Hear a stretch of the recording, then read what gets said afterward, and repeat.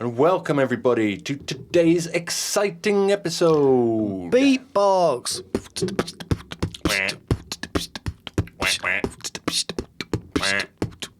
Duckling.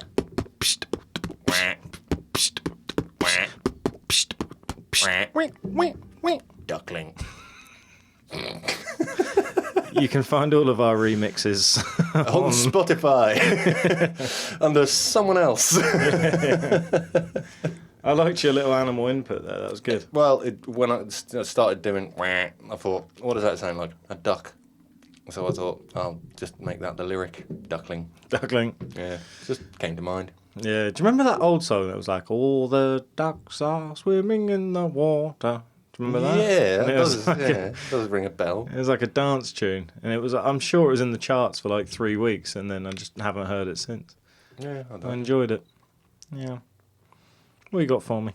Okay, spooky one today. Oh, we like a spooky one. Spooky one. Thought it was about time we actually did a spooky one. Yeah, boy. Particularly as this is based around one of the most famous photographs ever taken of a ghost. You've tickled my teats. I already have. It is, for those of you who do bother watching YouTube, and not many of you, but it is on our YouTube intro. The picture of the ghost does flash up briefly.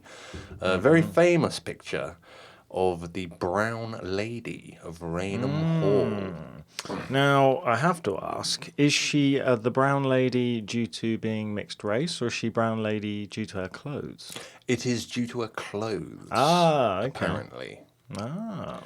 Yeah. But I'm sure that everybody listening to this will have seen the picture at some point. It is probably one of the most famous ghost pictures ever taken, right here in England. Here in East Anglia, in fact. It's Raynham Hall is in North Norfolk. Oh. So not too far away from where we sit currently. Okay. I believe the photograph was taken in the 1920s. I've been very lazy today. Can we describe the photo for any blind listeners? Blind listeners, yeah, I suppose the blind listeners would benefit from a photo, from from a description. Well, they benefit from having eyes, I suppose. Yeah. The photo. Tell you what, I'll hold the photo up and you can describe it. Aha! Yes, this is It's a black and white photo. The classic photo of a very nice staircase, and if I'm not mistaken, there's about 16 steps there, and it is a silhouette of a very white woman. But then you said Technically, a silhouette is black, but yeah. An opposite silhouette. And you can quite clearly see either long hair or some sort of hood. And it is slap bang in the middle of the stairs. She's not using banisters. Nope. It looks like she's actually floating down the stairs. It does, yeah. A very sort of regal set of stairs, isn't it? You'd associate that set of stairs with a manor house, like, a very grand building. Yeah, I reckon that house is probably worth a couple mil, at least. Yeah, it's not like the stairs in my house, I'll say that. But yeah, I would say probably made out of oak. Looks like there's a little landing in the middle there. Some very nice pictures or photos or something, very large frames. Along the side, going up the wall by the side of the staircase, and yes, a very, very prominent figure of what appears to be a lady, like you say, floating down the stairs, a white figure. The banisters are hefty, almost like rich mahogany, maybe. They're yeah, it could be mahogany. Who knows? In the old days. Yeah, I think most people would recognise that photo. I'm honest. Yeah, let me just forward through it. Like I say, I've been a bit lazy today because I haven't actually written down any notes. I was hoping to print off. I put it all into a Word document. I was hoping to print it off so I didn't have to do a lot of writing. And I bought a brand new ink cartridge for the printer. And for 2 hours yesterday, I was trying to get the printer to work. And typically, because it's a printer, it weren't happening. But yeah, the picture was taken in the 1920s, and yeah, it's in Raynham Hall. It was first published in Country Life magazine. Country Life. Country Life magazine, yeah. So that would be like a big old manor found in the middle of the countryside. Yeah, it is. Yeah, yeah. I'm not entirely sure who lives there currently. It is a private residence. You can't just go and it's not like a National Trust or anything like that. You can't just rock up and go and have a walk around it. Although I believe some of the grounds is sort of, they don't mind too much if you go walking around the grounds. It has 700 acres. The estate is. That's a lot. Yeah, I think it's always been sort of like, dukes and whatnot, and lords that live there, people who are sort of related to the royals. So, it's very, it's not exactly a modest house. Yeah. It's a very, very nice big house. And, yeah, it's one of the more famous ghosts in England. And it was first sighted...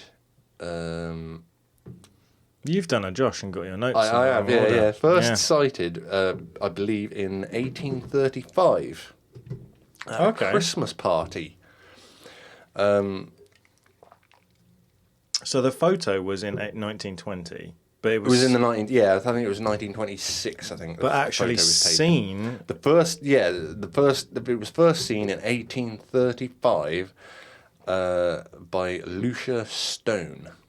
Oh, that's a cool who name. was at a Christmas party. I believe the Christmas party was sort of, one of these grand affairs lasting several days, where the lords and ladies get together and they have big lunches and, lots of gin and brandy and cigars and all that sort of thing. Chandeliers and vol au vents. Exactly, yeah. And a complete different way of life to what we experience in our sort of humble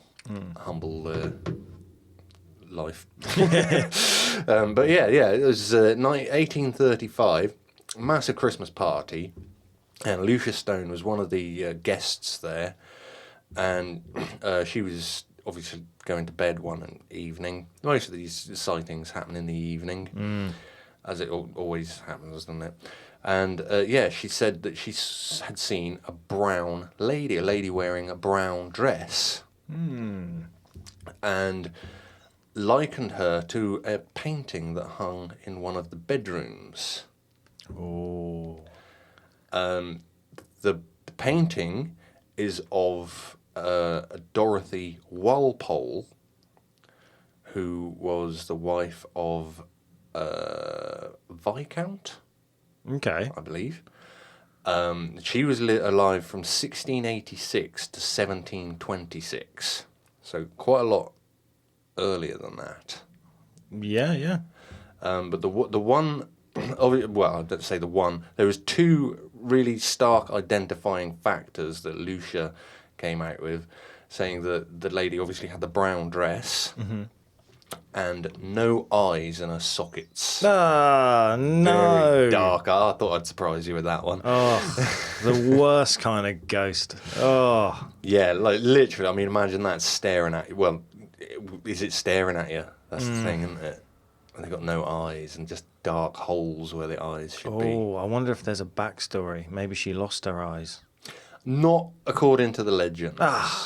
No, I'm afraid. I'll get to what actually happened to Dorothy Just quick Walpole. though, what is worse in your opinion? Like, what's creepier? No eyes in the sockets or all white eyes? Ooh. Because I find them equally as disturbing. Both are quite creepy, aren't they? I think probably no eyes is probably the slightly creepier of the two. Yeah. I would say. Yeah. Because, white eye, at least they've got eyes. Yeah.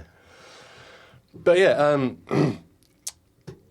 Dorothy Walpole, I'll tell you what, we might as well dive into who Dorothy Walpole was. Go for it. I've never met anyone where their last name is a tongue twister in itself. Yeah, I know, it's a bit of a weird one, isn't it? She was the sister of Robert Walpole, who was generally regarded as the first Prime Minister of Great Britain.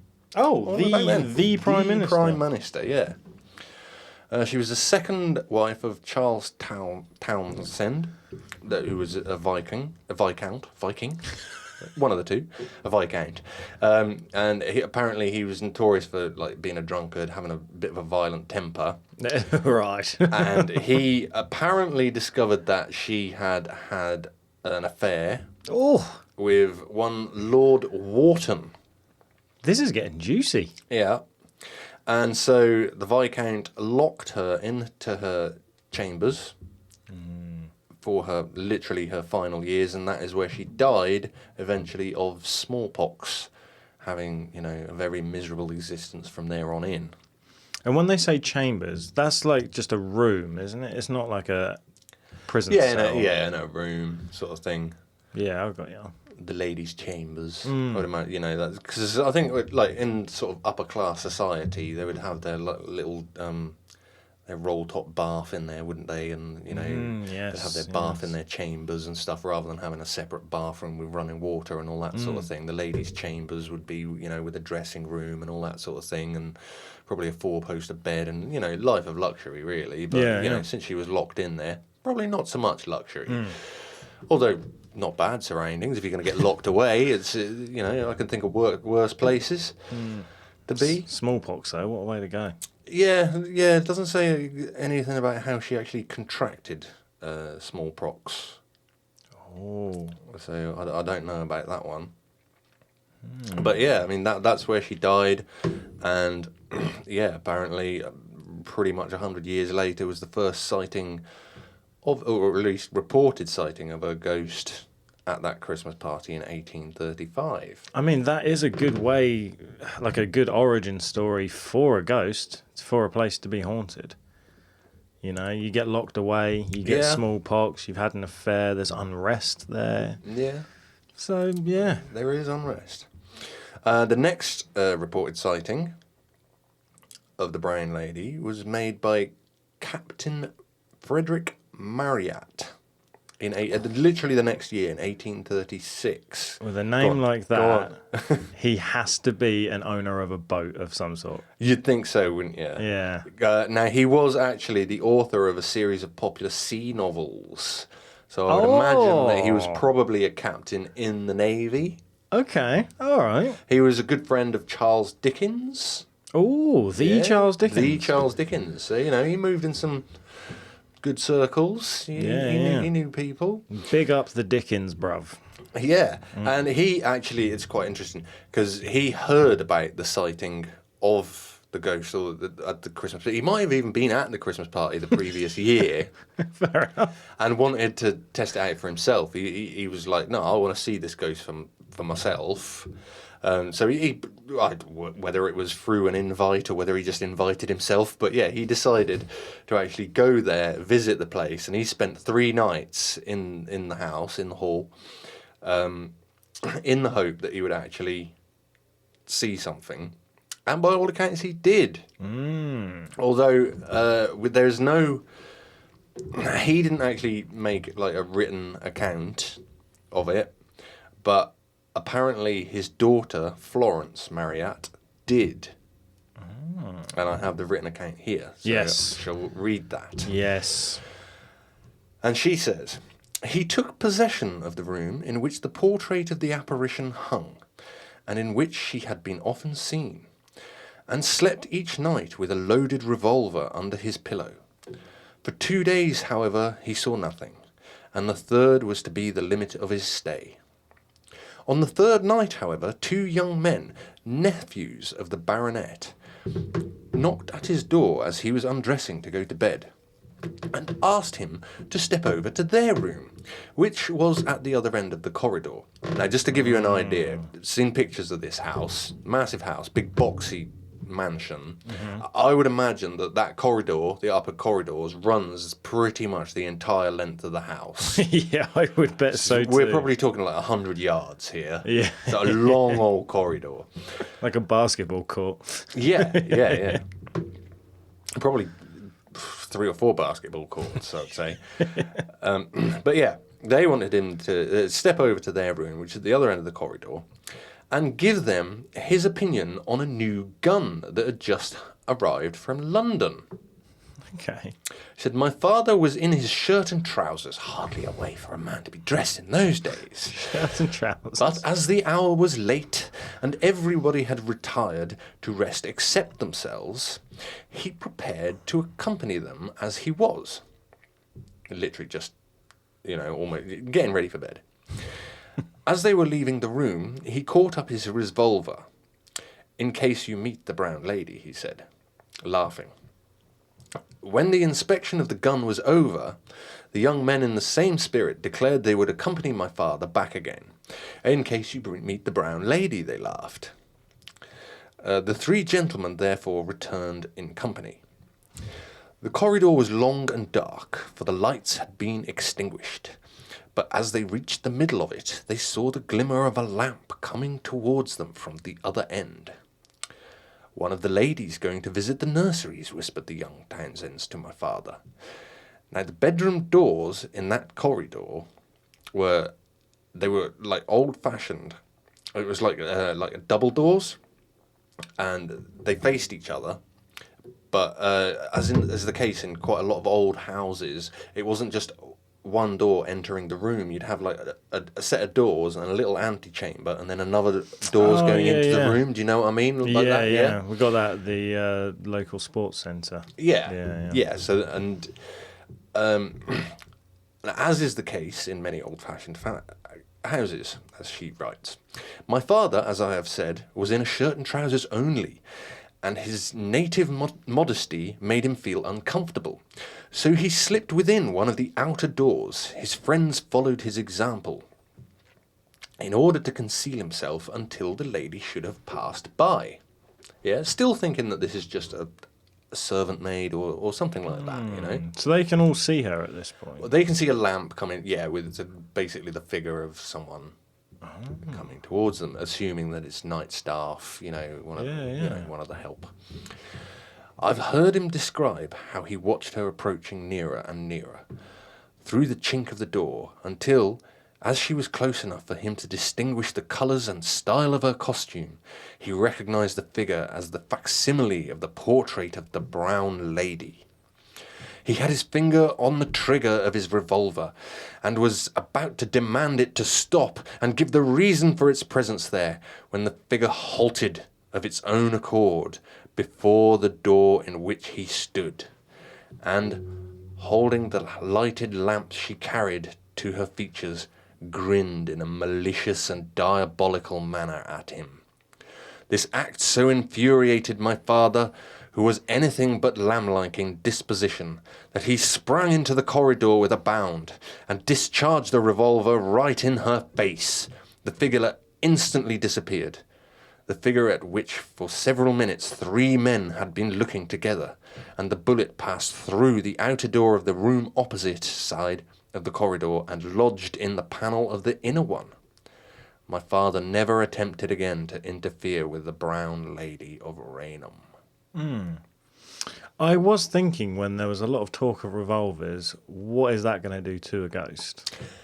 Yeah, I've often wondered that myself. And one of the things is, it doesn't say where the other 2 lads disappeared to, whether they accompanied him into that same antechamber. I would imagine that they would have gone into the antechamber on the opposite side. So he was very lucky that he didn't shoot them. Yes. Yeah. Okay. And by that account, it sounded like she was kind of evil. The expression on her face. Apparently, well, that's his description. But obviously, a man who's it says she said he's not lamb-like. He's obviously quite a brave man, but obviously faced with that sort of thing, you're gonna S yourself, aren't you? Yeah. A little bit, and one might embellish the story a little bit as well if you're a little bit scared, I would imagine. Okay, and that was the last actual known sighting of. Up until 1926. Oh. Yes. Lady Townsend reported that the brown lady was next seen in 1926 when her son and his friends claimed to have seen the ghost on the staircase, identifying the ghostly figure with the portrait of the Lady Dorothy Walpole, which then hung in the haunted room.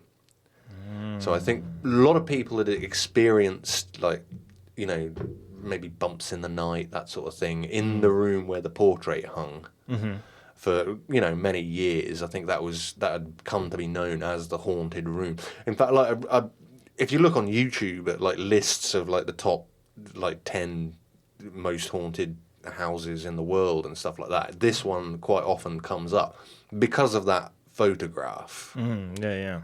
Which obviously, I'm not sure if I'm right here, but I can't think of a photograph of a ghost, or claimed to be of a ghost, earlier than that one, that's older than that photograph. I think that is the OG ghost photograph. Oh, to be fair, I've seen like very, very old pictures of like family portraits, and then there's just like a smoky arm on someone's shoulder and stuff. But full apparition ghost, I think you're right. I've not seen anything of a full apparition like that, like as old as that. No, not until recent years. I'll cover that in a little while. I was actually wrong at the start. It wasn't the 1926, it was 1936 that the photo was taken. Oh, okay. Sorry, my And bad. also, it was because of the sighting in 1926 that I'd got confused. is it the chambers that is the most haunted room? Yes. Yes. Okay. Yeah, the ladies' that chambers. makes sense. So, the way that the photograph was taken was on September the 19th of 1936 by one Captain Hubert C. Provand, a London-based photographer who actually worked for Country Life magazine. He and his assistant, Indre Shearer, had visited Raynham Hall so that they could take some photographs of the place for just an article, Country Life, and just taking pictures of the place. They've obviously written a piece on the manor house and the grounds, and because it is a 700 acre estate, it's a big old estate.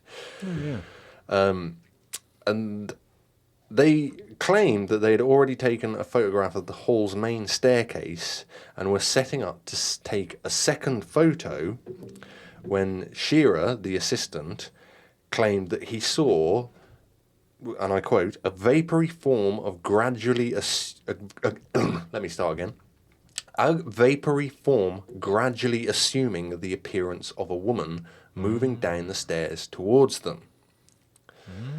Under Shearer's direction, Provand, the main photographer, quickly took the cap off the lens while Shearer pressed the trigger to activate the flash. In those old-fashioned cameras, it's just like a box with a cloth on the back that they have to get underneath, that light, and the flash goes poof, and this smoke comes out and all that sort of thing. That's the kind of camera that this was taken on. He claimed that he'd seen the figure, and as soon as he pressed the button to make the flash, she disappeared. Interesting. And that is it. It got published in Country Life magazine. It's been published so many times since then in many news articles and whatnot. It wasn't long after. Now, do you remember when we did Borley Rectory?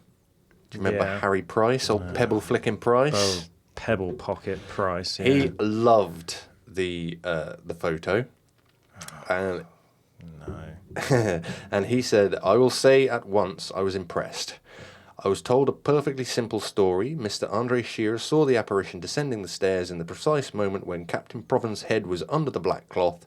A shout and the cap was off and the flashbulb fired, with the results that we now see. I could not shake their story, and I had no right to disbelieve them. Only collusion between the two men would account for the ghost if it is a fake. The negative is entirely innocent of any faking." Okay. That was his belief. It's tough coming from him, isn't it? It is. It is. And I have dug into this a little more, and there have been some critical assessments of the photo. Here we go. We're off to the races now. Here we go. So, when you saw the photo for the first time, what did you... Do you think it looked genuine, or do you think there's probably some tomfoolery there? To be honest, it looked quite old school, like an old photo. Yeah. So I wouldn't have any reason to believe it is a hoax. I don't know if anyone could look at that and say straight away, like, no, that's fake, because photography nowadays is obviously a lot better, and it looked quite convincing to me. Yeah. Yeah. Okay, well... I will say, though, one of my first thoughts as well was it looked a little bit Virgin Mary-ish. Oh, now that's interesting. Hold on to Okay. that thought. Okay. Right, because here's some ways that it could have been faked. Right, one of the first ideas was literally a greasy fingerprint on the lens. Definitely not that. There's Okay. no way. I don't think that either. I No. think there's too much shape to it. You know, there's too much sort of definition. You can 100%, see yeah. sort of like folds in the cloth and that sort of thing. You can see that it's a figure wearing a dress. But this did open up other critics to think about how else it could be done. And even back in the days with those old school cameras, people maybe started to figure out that there's double exposures that can produce some false effects, you know? So one of the proposals was that one of the men literally threw like a bedsheet over his head. Right, so Right, after yeah. the first, they'd taken one exposure of the staircase and then took another exposure of it with the guy stood there with the, you know, dressed in a bedsheet or some kind of cloth over the top of him, so that when the second exposure goes on, all the stairs and everything looks nice and bold and, you know, as it should do, but the figure comes out opaque, you know, so you can see it kind of translucent. Yeah, but then they would have had to crop out the feet and things and make it look like it's hovering. Not necessarily. You've just got to drape the cloth in front of you where you are, don't you, to give that effect. Yeah, all right. Okay. What other options you got for me? Okay, another one actually that is quite popular is, now you said it looks quite Virgin Mary-ish, and that is exactly what someone has proposed. Is those popular statues of the Virgin Mary, Yeah. with, you know, the hood and, you know, the praying hands. If you look very carefully at that photo, you can almost see hands in that sort of praying position. And some people claim, I don't see it myself, but some people claim that you can kind of see like the plate at the bottom of the Virgin Mary statue Okay. that she kneels on or stands on, and they say that again with a double exposure and a Virgin Mary statue, you could get quite a convincing replica of that photo, or you could fake it. Yeah. See, that one to me is the more likely one. Yeah. Another person, a magician, John Booth. I mean, their whole careers are lying. So, yeah, carry on. Yeah, but he said the photograph could easily be duplicated by naturalistic methods. Booth had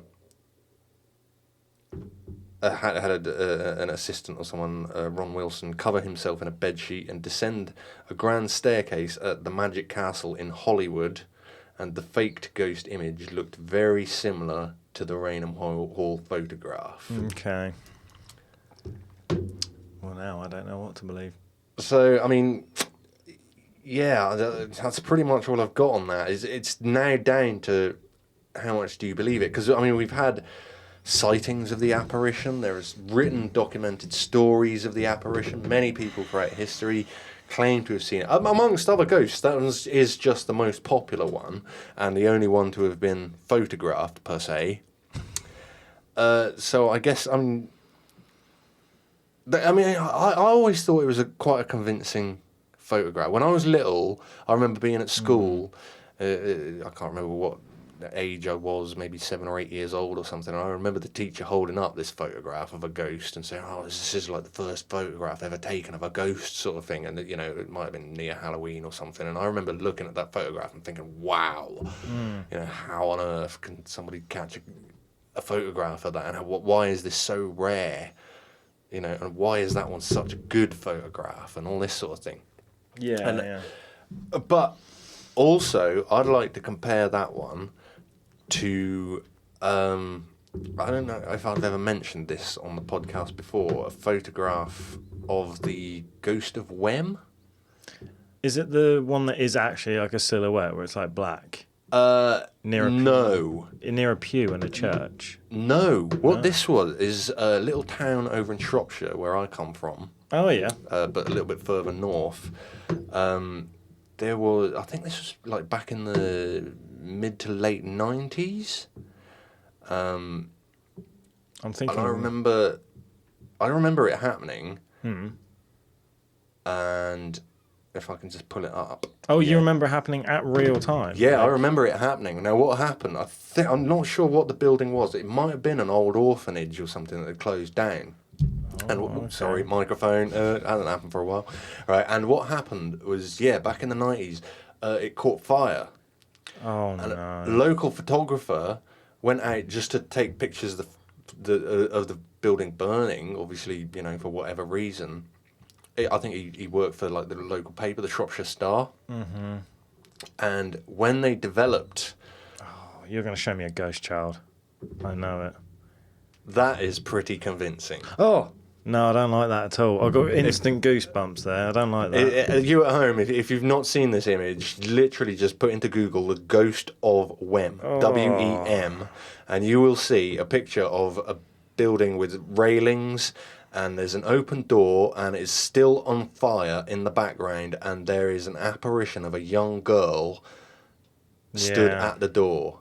See, that's more convincing than the other And one. the photographer didn't see the girl when he took the photo. He was literally just taking pictures of the building. It wasn't until he got them developed and, wanted to publish it that somebody realised that the girl was there. And then the story just changed completely. I think it even hit national headlines back in the 90s. Now, that is what I consider a really, really convincing ghost picture. Yeah, definitely. Whereas the Brown Lady, now I look at that, compared to the Ghost of Wem... See, with the Ghost of Wem as well, it's more subtle in the background, whereas the first one... that picture that I just showed you there is just a small picture of portion of a much bigger picture, which makes sense. Yeah. Whereas the other one is like boom, right there in the middle of the camera. Right in the middle. No, this was just like a little bit on the side of the picture that they actually cropped it into and zoomed into to actually see that little girl stood at the top of a fire escape. I didn't like that one. Yeah. Yeah. So the Ghost of Wem, I'm giving a 9. yeah. Oh, if only today's pod was about that. Well, I couldn't fill up 40 minutes on the Ghost of Wem because that's literally the whole story. Yeah, that's easily a 9. So what about the Brown Lady? Brown Lady. Oh man, that's a difficult one because I'd seen the picture before as well, so I was always under the impression that was real. But then when I looked at it in detail, I did think Virgin Mary. I'm not gonna lie. Yeah. And then with your explanation of the double exposure, but then I liked the actual story of like no eyes. And But then when I chambers. look at the picture of it, I'm not seeing any like dark recesses where the eyes should be or anything that confirms to me that there are no eyes. And in fact, you can't even tell that it's a brown dress that she's wearing. Or anything. It's a black and white photo, and she looks white. I mean, I don't want to offend you. I'm gonna give it a 5.9. Yeah. Yeah. In fairness, that's probably a fairly good score. I'm going to give it a 6.5. Wow, I thought you were going to say 2. Yeah, no, I'm going to go a little bit higher, just because it was the first photograph that I ever saw of a ghost that really captured my interest, in the subject and in the paranormal and that. And it is a classic image. A classic tale of a haunting. The house is still there. I mean, if we were allowed in it, we could go and investigate. I don't know if they actually have investigations go on there. I don't know if Most Haunted or any of the other paranormal teams have ever been invited there or let into the place to actually research it. But it's one of the OG ghost footage, photographs ever of all time. So I've got to give it a little bit higher, but at the same time, I've got to take into account, yes, it probably is very easy to recreate, double exposures, statue of Virgin Mary, something like that. Although I don't know how they'd suspend that Virgin Mary. Because the Virgin Mary statues are usually only 18 inches tall, something like that. They're not I mean, if it was a full-size one, that's a hefty piece of kit to be lugging up a flight, halfway up a flight of stairs and balancing there while you take a photo. It's more likely to be one of those smaller ones that you see on an altar or something, and then they've got to dangle it there or something like that. I see what you're saying. There's no Photoshop back in those days. The damage has been done. I can't see any other way. No. I do think it's a hoax now. You've given me 3 examples or 4 examples of how it could be a hoax, and then there's not much. I don't know. Yeah, I'm gonna stick with 5.9. I just don't. Okay. It's even like we spoke about it briefly earlier, but I'm a bit hesitant to move into my new house because I've been told by a few people that that's haunted. Mm-hmm. Now, I've forgotten more stories about the house that you're moving into than I can actually remember. But one of the previous occupants of your house, while we weren't working together, although we were still working on the same farm, I was working with the guy that used to live in the house that you're about to move into, and he, not regularly, but I'd say over the 3 years that we were working together, he probably told me 8 or 10 different times where things had happened in the house, mostly as kids picking up on things. Yeah, because they're more susceptible, I suppose. Yeah. Yeah, Oh, by the way, that would give us an average of 6.2, wouldn't it? So, your house, or the one that you're going to be moving into, I'm looking forward to seeing hearing some stories about what happens to you, because obviously you're quite sceptical, or on the fence at least. Yeah, I think I might actually get my wish of seeing something or what. The guy, some kind of proof. The guy that's just moved out that we get on quite well with, and I've been speaking to him and I've been asking him all sorts of questions. He said he's personally never seen anything with his own eyes, but he has heard a few things. Yeah. His girlfriend felt a touch and she turned cold. The dogs will just randomly stare at a certain doorway. And growl. Now, that's quite compelling to me. That is. Is that the lounge doorway, by Yeah. I thought it might be. So I'm intrigued. Because it's an old house, so there could be reasons for it. From memory, and the man in question can feel free to pick me up on this if I'm wrong, but I'm sure he told me, the previous occupant, I'm not going to name him just in case he doesn't want to be named, I'm sure he told me that only one time he woke up in the middle of the night and could see a dark figure at the doorway of the bedroom that just sort of wisped into nothing. He was looking at it 1 minute thinking, what the hell's that? And then he took his eyes off it and looked back and it wasn't there. I'm okay with a mild haunting. Yeah, honestly, I don't think there'd be anything malicious that was going to hurt you there. No. And but it might confirm things for you. I would like to live peacefully with the said ghost. I think it's a man, isn't it? That's what we've been told. Yes, yeah. So the kids would often be like jibber jabbering away, blah, blah, blah, blah, blah, blah, and he'd turn to him and say, "Who are you talking to?" And the little girl would go, "Oh, the man." Yeah. What man? And she'd turn around and then turn back to him and go, "Oh, he's gone now."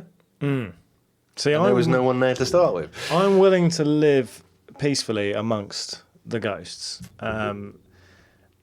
Unless you have your own kid and you start getting these. Well, this is the thing I'm going to test. So, by the time we move in, I'm hoping within the year my little nephew will be talking. Right. That would be one sign, because obviously we're going to invite them over and stuff. Yeah. So, if he starts randomly jibber jabbering to himself and pointing and things, that'll be one sign. Yeah. And then I feel like I'm going to have to get a dog now, just to see if the dog picks up on anything.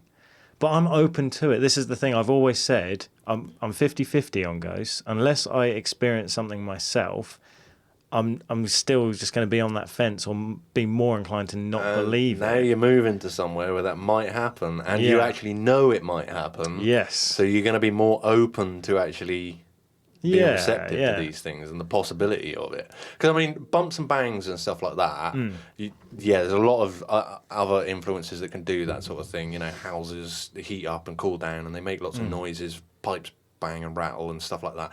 So bumps and bangs, not so much. But, you know, cold shivers, you know, feeling like you've been spooked by something, you know, particularly, pets reacting to things, children reacting to things. These are good, solid signs. So I hope you do see something or experience something. We were there last weekend for the first time. I got given the keys to have a look round, and we were, you know, usual thing, measuring cupboard sizes and things and just getting things in order. Oh, for the people at home, this is an old farmhouse. I'd say at least Victorian. For that's part of the farm that we work on. Josh has finally managed to get himself one of the houses. So it is a very old house. So it's very possible. It's got a history. But we were there, and it's next to a field called Skeleton. Yeah. So I mean, all signs are pointing to yes, it's haunted. It's got to be called Skeleton for a reason. I mean, there's still that seed of doubt until I see it with my own eyes, Pirate. I'm still not convinced. But we were there at the weekend, and I can be completely honest. I didn't have a sense of like haunting or anything. No, you won't do. Not all the time. I didn't get any bad juju vibes, nothing like that. But at one point. Now, I don't know if it was because the whole time I was there, I wasn't really thinking about the fact that it was haunted. I was just looking at things being like, oh, yeah, I can't believe we get to move in here.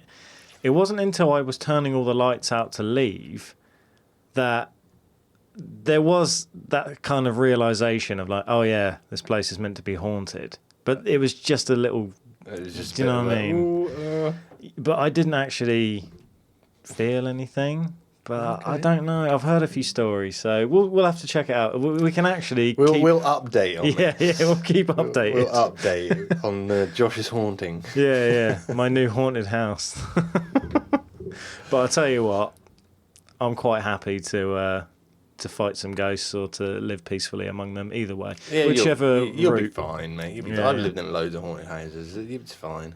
Yeah. Apart from the odd little happening here and there, they just want you to know that they're there half the time. That's all it is. There's only going to be trouble if he pushes my Lego collection off the shelf and I have to rebuild my Lego. Yeah, that would. Yeah, that's going to cause some kick issues. You off, yeah. Apart from that, I think I'll be all right.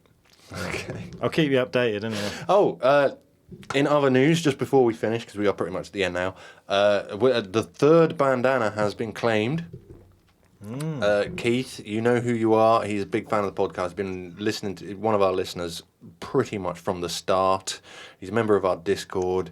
I have sent him an email. He hasn't responded yet, but to claim his bandana, he just needs to give me his address so I know where to send it. But yeah, that's 3 down, 7 left to go. If you want your own Paranormality UK bandana, there's only 13 in existence, and I have 2 of them for my own personal use.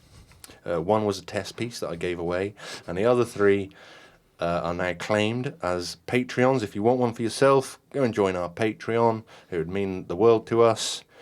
And that is our call to action this week. And, it comes with other benefits. We have actually got to do a couple more extra bits for Patreon because we've kind of left that for a couple of months and we haven't done anything. Yeah, lately. I haven't done anything on Discord for months either. No, I forget it exists, to be honest with you. Yeah. If I'm being completely honest, as I'm getting older, I'm really getting put off by social media. If I'm being honest, which doesn't really work for what we're trying to do. But, but I'm just being completely honest, putting all my cards on the table. And I think there are people out there listening to this that to be honest, I'm agree. kind of the same ever since, I haven't even got Facebook anymore, obviously, from last year and that, when I got hacked and that. And yeah, I'm not interested in setting up my own personal. But for the podcast, I'd do it. And I'd like to try and stay up to date with that sort of thing. I just get so upset when I see people just living their lives and then you read comments or you see comments and people are just pooing all over them or just being negative and being trolls, and I just think, is that what the world's come to? Like, you're trying to give positive, happy things, just do your own thing, try and cause it like entertainment, and it doesn't matter what you try and do, there's always someone out there who's either a bully or a troll, and I just think we're better than that, people. It puts me off social media. So that's all I'm saying. Who knows? That doesn't mean you can't carry on following us and being being a bit of a fan of the podcast. Anyway, until next time, I have been Pirate, I'm Josh. and this has been Paranormality UK. Ta-ta. Ta-ta.